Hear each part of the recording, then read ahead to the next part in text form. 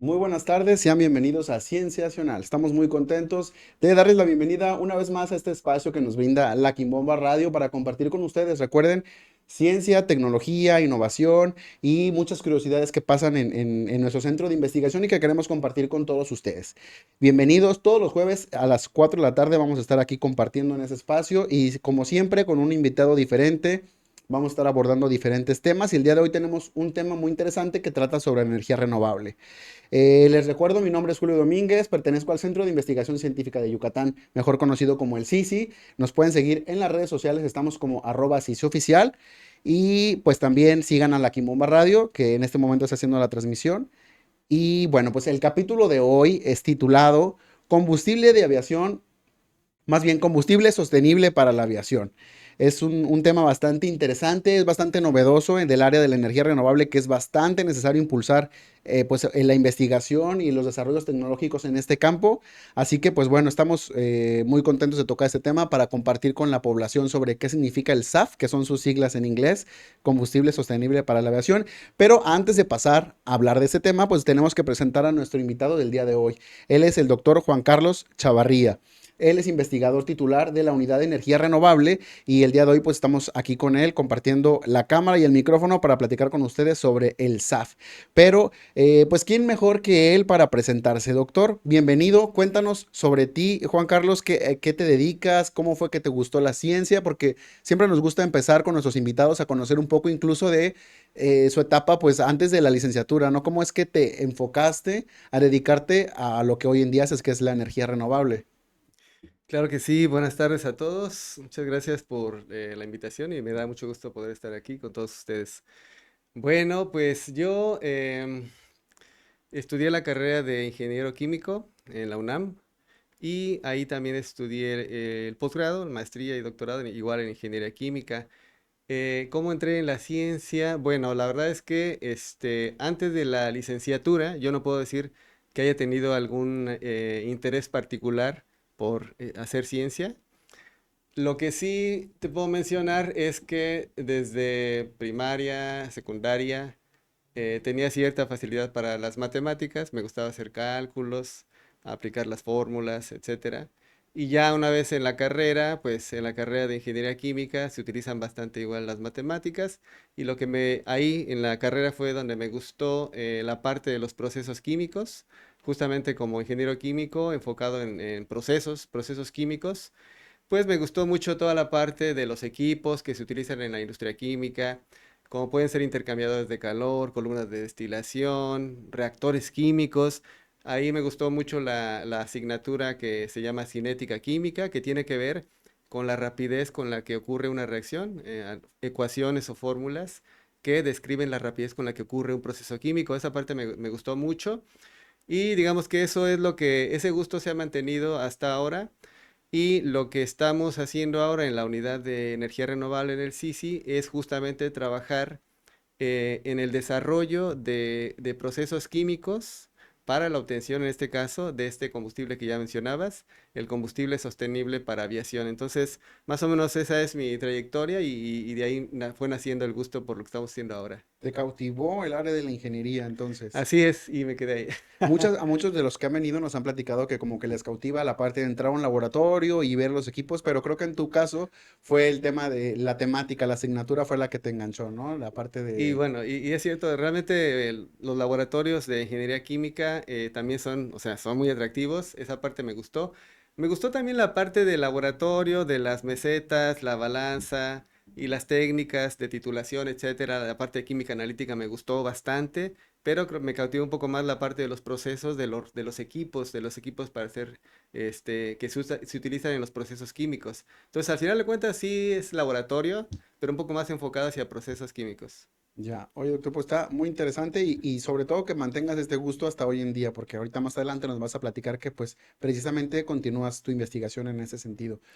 Vamos a pasar, ahora que estuvimos con esta sección de conocerte, ahora a la sección de contexto. Para poder entender qué es lo que estás haciendo en el Sisi, creo que es interesante que compartamos con la población y con la gente que nos está siguiendo en la transmisión, tanto en Kimomba como en @sisoficial, entender un poco por qué es que ustedes están haciendo esta propuesta de crear una alternativa de combustibles para los aviones.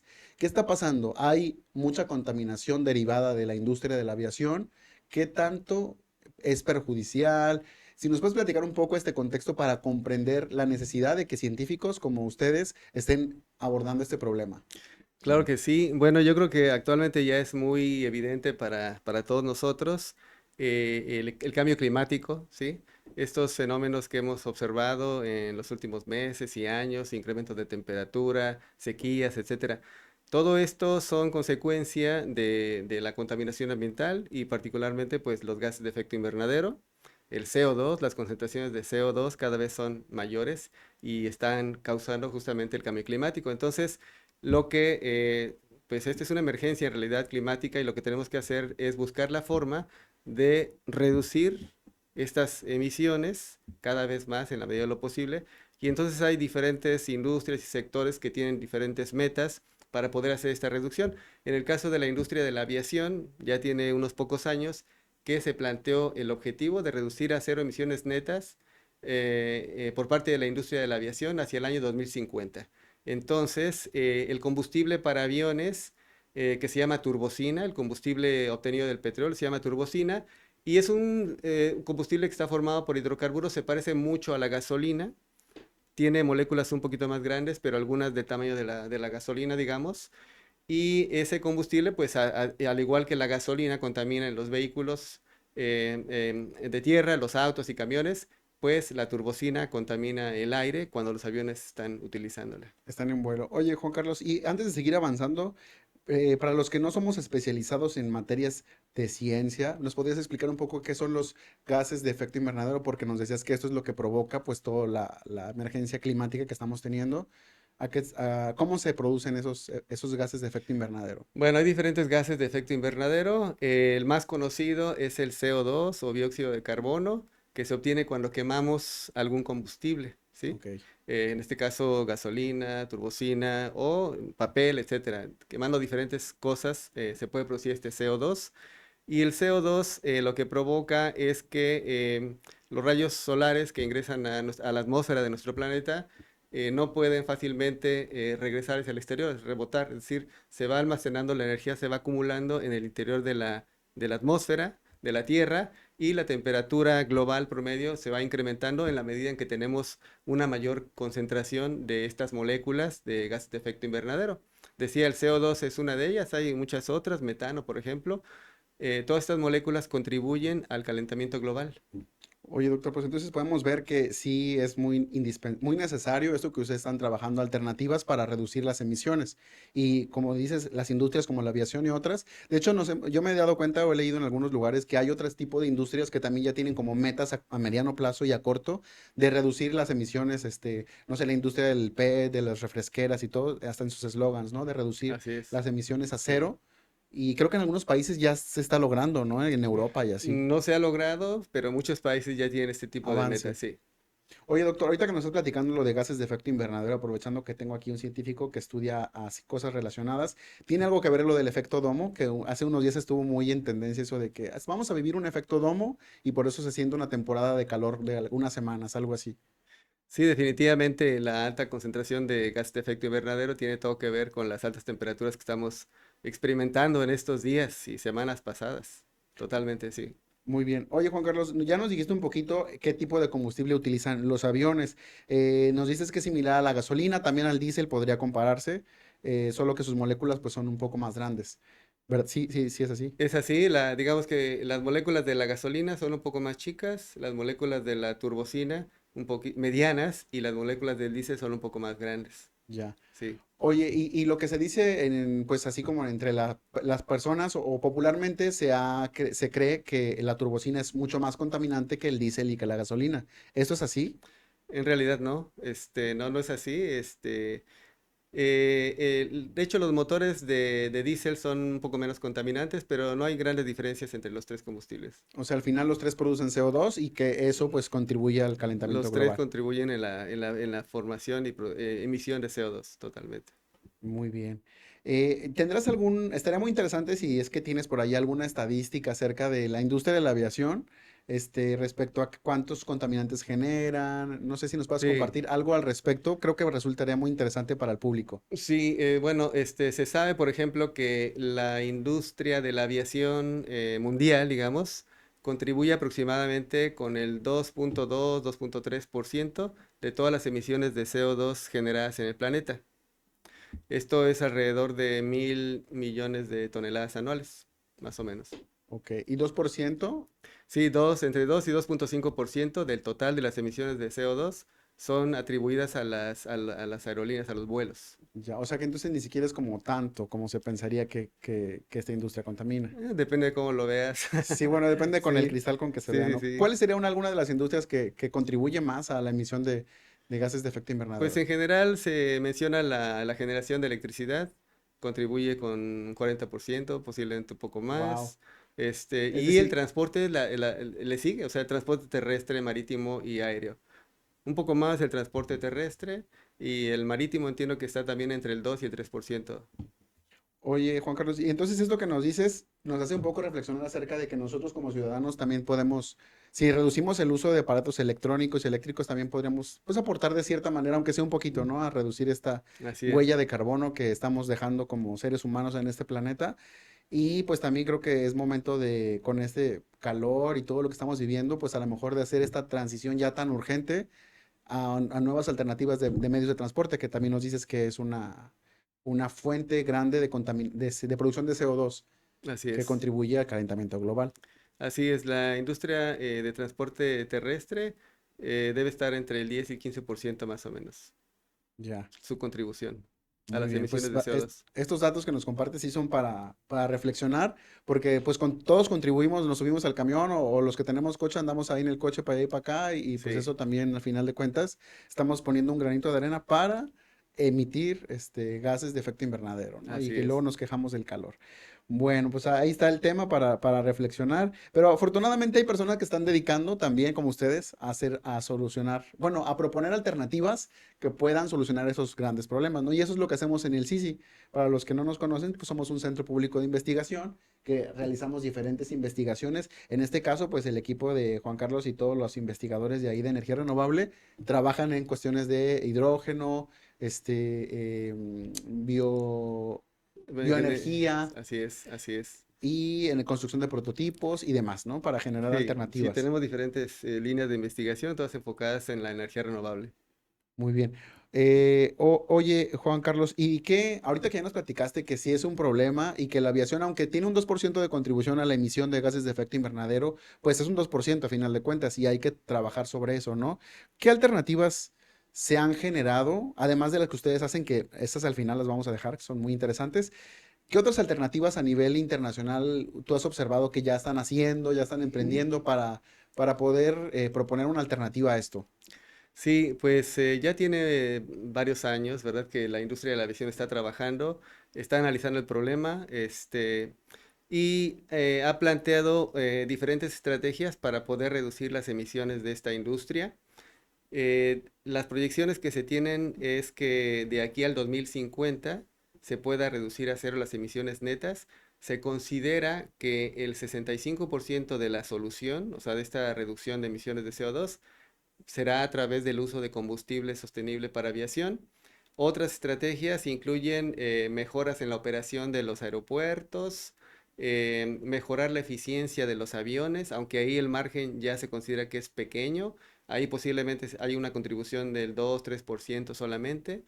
Em, el uso de nuevas tecnologías como son aviones que utilizan hidrógeno o aviones solares se considera una solución a un mayor plazo.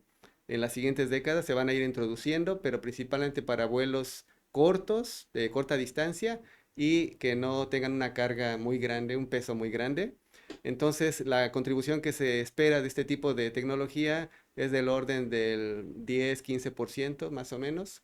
Y para poder llegar a la meta de cero emisiones en el 2050 se considera también la compra de bonos de carbono, porque de otra forma no se podría llegar.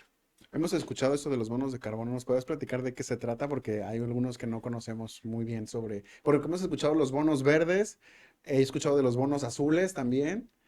Y ahora esto de los bonos de carbono, ¿a qué se refiere lo de los bonos? Pues digamos que en términos muy generales sería pagarle a alguien que tiene una forma de reducir de manera sustantiva las emisiones de CO2 y nos apropiamos de esas reducciones como si fueran nuestras. Realmente es una compra y es otra entidad, otra institución, empresa, lo que sea, quien está haciendo la reducción de las emisiones. Ok.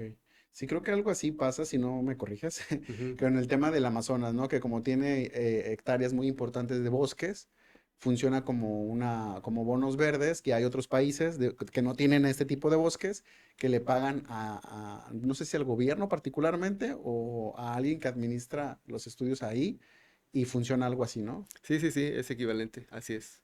Muy bien.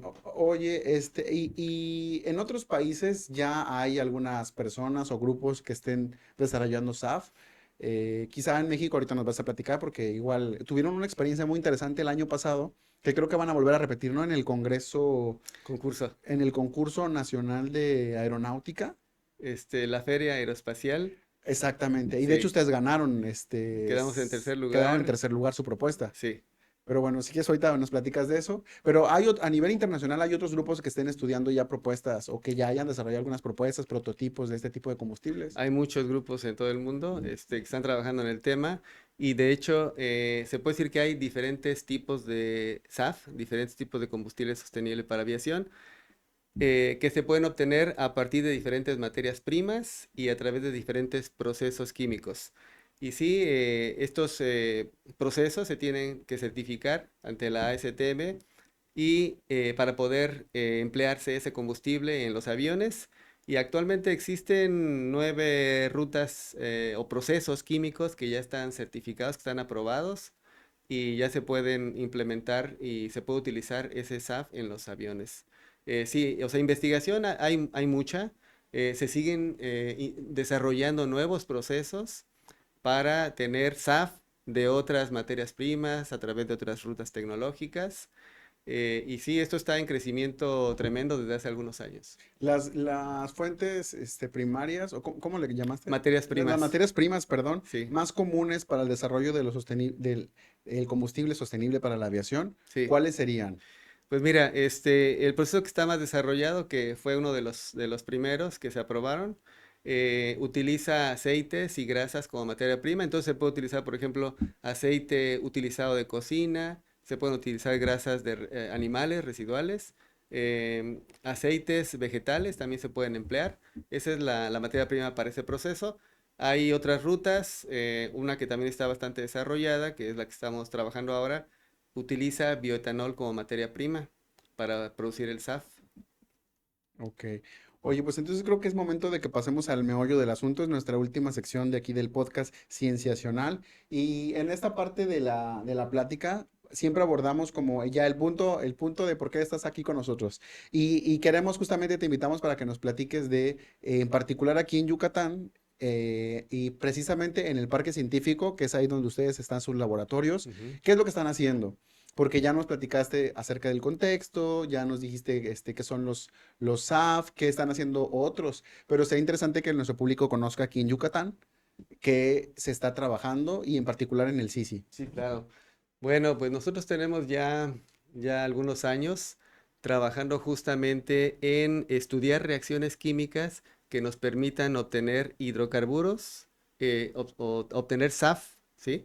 A partir de diferentes materias primas. Las materias primas que nosotros hemos evaluado incluyen aceites vegetales como aceite de jatrofa, incluyen lípidos de microalgas, también el bioetanol lo estamos utilizando actualmente como materia prima. Y lo que hacemos en el laboratorio es estudiar las reacciones químicas a través de las cuales podemos transformar estas materias primas en hidrocarburos en el intervalo del SAF, ¿sí? Em, ¿Qué rutas tecnológicas estamos considerando o estudiando? Bueno, hemos trabajado con la ruta que se conoce como JEFA, que parte de grasas o aceites, como decía. que involucra dos reacciones químicas. Entonces en el laboratorio tenemos reactores químicos donde colocamos la materia prima, elevamos la temperatura, agitamos, etcétera, llevamos a cabo la reacción y luego recolectamos el producto y lo analizamos para ver qué compuestos se formaron. Ese tipo de actividades que hacemos en el laboratorio, como decía ya desde hace algunos años, y para poder hacer la reacción química se requiere en este caso, o en estos casos, de unos materiales, unos polvos, por llamarlos así, que son catalizadores que utilizamos nosotros para que ocurra, para favorecer las La reacciones reacción. químicas. Entonces, básicamente lo que hacemos es sintetizamos algunos catalizadores para estos procesos y los evaluamos en los reactores químicos utilizando las diferentes materias primas que ya mencionaba.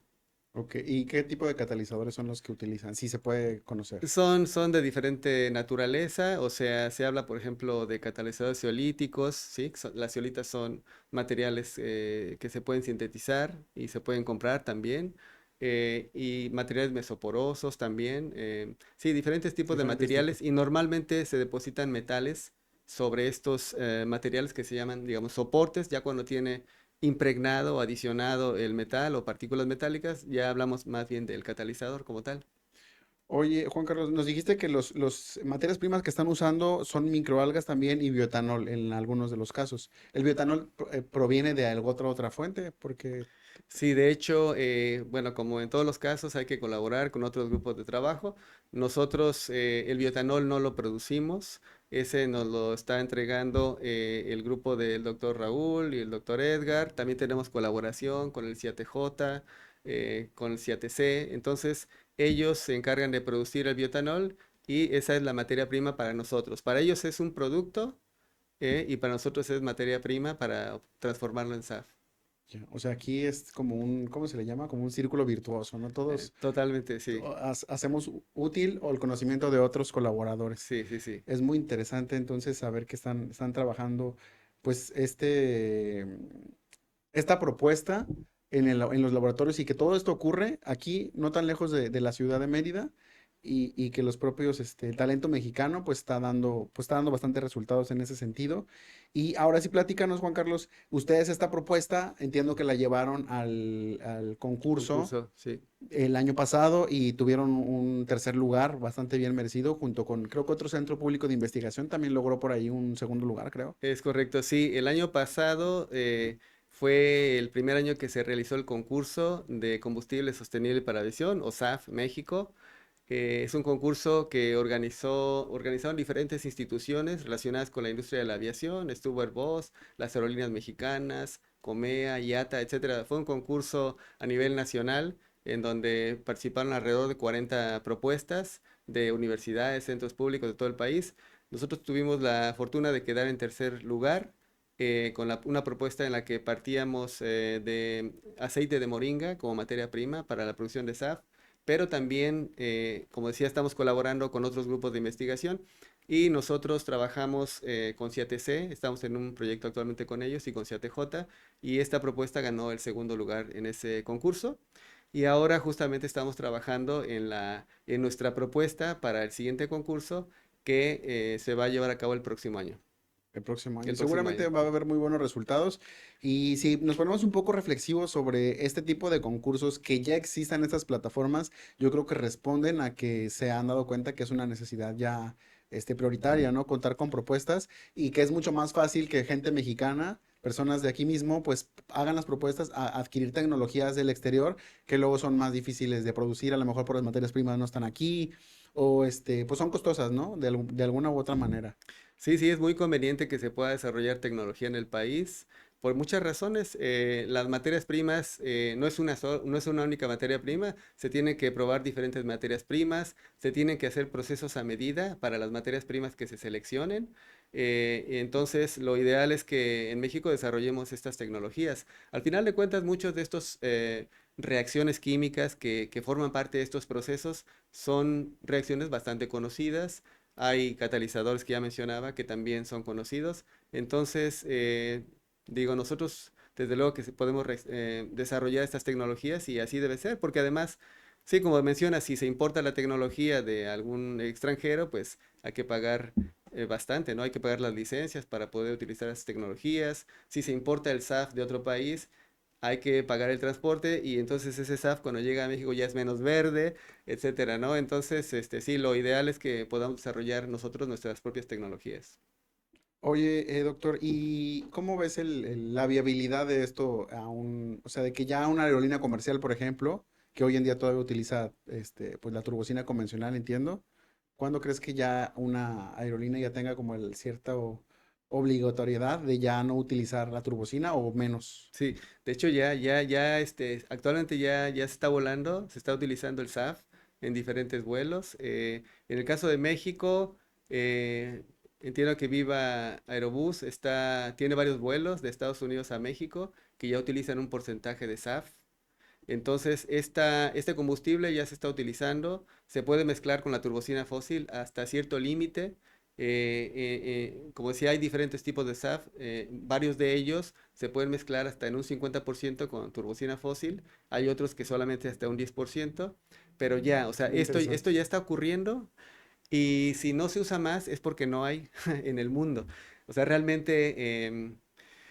O sea, la eh, industria está ávida de poder utilizarlo, ah, pero no nos da, ¿no? No, no hay no hay todavía, o sea, todavía la no producción hay suficiente suficiente. materia prima, suficiente capacidad de producción.